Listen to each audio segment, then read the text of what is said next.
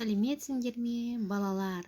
Математика пәні 2-ші сынып 114-ші сабақ. Сабақтың тақырыбы құрама есептер, Астанаға саяхат. Сабақтың мақсаты есептерге талдау жүргізіп, оларды шығаруды үйренемін. Балалар, бүгінгі сабағымызда Нұр-Сұлтан қаласына саяхатқа шығамыз. Есептерді дұрыс шығарсақ, Нұр-Сұлтан қаласына барамыз. Балалар, кітабымыздың 26-шы бетіндегі бірінші тапсырмаға назар аударайық. Есепті шығар және кересіп құрастырып, оны шығар. Нұр-Сұлтанды көру үшін әрқайсында 8 баладан 3 топ және 6 мұғалім келді. Нұр-Сұлтанға барлығы балаларға қарағанда мұғалімдер неше есе кем келді. Балалар, бірінші бұл жерде не белгілі? 8 баладан 3 топ балалардың келгені және 6 мұғалімнің келгені белгілі. Бізде не белгісіз? Нұр-Сұлтанға балаларға қарағанда мұғалімдер неше есе кем келгені белгісіз. Ендеше жазамыз. Балалар 8 баладан 3 топ, үлкендер 6 адам. Неше есе кем? Енді балалар 8 баладан 3 топ болса, 8-ді 3-ке көбейтіп аламыз. Есе кем десе, біз бөлу амалын орындаймыз. 8 бен 3-тің көбейтіндісі нешеге тең болады балалар? Дұрыс айтасыңдар, 24-ке тең болады. 24-ті 6-ға бөлетін болсақ, қаншаға тең болады? 4-ке тең болады екен. Дұрыс айтасыңдар балалар. Жауабы мұғалімдер қанша есе кем екен балалар? Дұрыс айтасыңдар, 4 есе кем екен. Жауабын тексеріп көрейік. Жарайсыңдар балалар. Енді осы есепті ары қарай өзіміз орнымызда отырып шығарамыз. Балалар, енді 2-ші тапсырмаға назар аударайық. Есептер бойынша өрнектер құрастыр.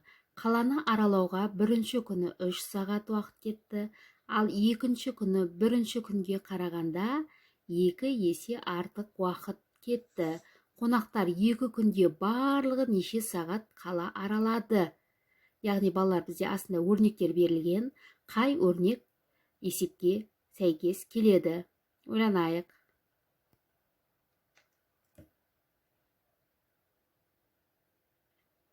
Дұрыс айтасыңдар балалар, бізге екінші өрнек сәйкес келеді екен. Ендеше 3-ке 2-ні көбейтсек 6, 6-ға 3-ті қоссақ 9, 9-ға 2-ні көбейтсек қаншаға тең болады балалар? Дұрыс айтасыңдар, 18-ге тең болады екен. Ендеше қонақтар 2 күнде барлығы неше сағат қала аралады? 18 сағат қара аралаған екен. Жауабын тексеріп көрейік. Балалар, біз дұрыс шығарған екенбіз. Балалар, енді 2-ші есептің тапсырмасына назар аударайық. Есептер бойынша өрнек құрастыр. Балалар туыстарына сыйлау үшін 18 кәдесый сатып алды. Және оларды әр қапшыққа 6-дан салды. Неше қапшық қажет болды? Балалар, бұл жерде біз қандай өрнек жазамыз? Дұрыс айтасыңдар. Не істейміз балалар? 18-ді бөлеміз 6-ға. Ендеше айта қояқ кішкене балалар. 18-ді 6-ға бөлсек қанша болады?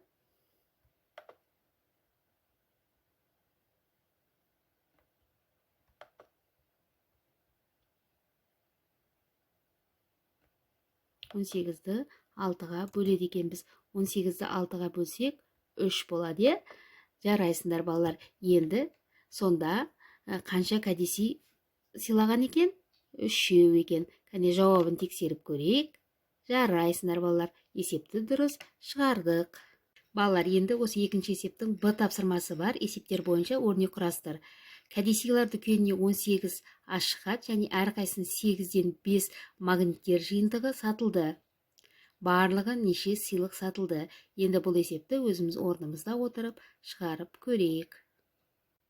Балалар, енді 3-ші тапсырманың асына назар аударайық. Нұр-Сұлтандағы саябаққа әрқайсында 8-ден 3 қатар қайың және әрқайсы 4-ден 2 қатар шырша көшеттері отырғызылды. Қандай көшеттер артық, неше есе артық отырғызылды? Яғни қайың қанша дейді балалар? Дұрыс айтасыңдар, 8-ден 3 қатар. 8-ден 3 қатар. Шырша 4-тен 2 қатар. Балалар, енді бұл есепте біз не істейміз? Дұрыс айтасыңдар. Бірінші біз 8 бен 2, 3-ті көбейтеміз. 8 бен 3-ті көбейтеміз.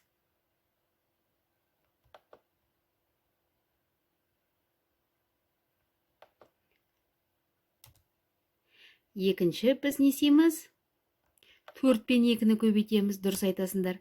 Яғни біз қайың мен шыршаны тауып алуымыз керек. 4 пен 2-ні көбейтеміз.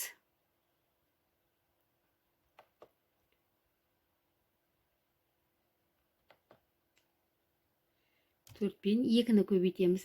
Енді қараймыз, неше есе артық орналастырған дейді. Яғни бұл бізде салыстыру амалы. Ендеше салыстыру амалы болатын болса, біз қандай амалды қоямыз?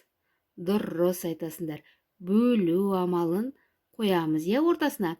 Енді қараймыз, 8 бен 3-тің көбейтіндісі қаншаға тең? 24-ке тең. 4 пен 2-нің көбейтіндісі 8-ге тең. 24-ті 8-ге бөлетін болсақ, яғни 24 пен 8-нің бөліндісі нешеге тең болады? Дұрыс айтасыңдар, 3-ке тең болады. Ендеше жауабы неше есе артық екен балалар? Дұрыс айтасыңдар, 3 есе артық екен. Қане есемізді тексеріп көрейік. Дұрыс шығардық па? Балалар, біз қатесіз дұрыс есепті шығарған екенбіз. Енді балалар, осы есептің бізге кітабымызда берілген әсі және Б тапсырмалары. Яғни есепті түсінсек, қалғанын өзіміз орнымызда отырып шығарып көрейік. Балалар, бізге 4-ші тапсырма сен зерттеушісің дейді. Яғни сандарды қалай жылдам қосуға болады? Кәне ойласып көрейікші. 1, 2, 3, 4, 5, 6, 7, 8, 9 сандарын қалай жылдам қосуға болады? Не болмаса 10, 20, 30, 40, 60, 70, 80, 90 сандарын қалай жылдам қосуға болады? Кәне кім маған айта алады? Дұрыс айтасыңдар балалар. 9-ға 1-ді қосамыз 10, 8-ге 2-ні қосамыз 10, 7-ге 3-ті қосамыз 10, 6-ға 4-ті қосамыз 10, сонда 40 болды. 40-қа 5-ті қоссақ, қаншаға тең болады мына жерде балалар?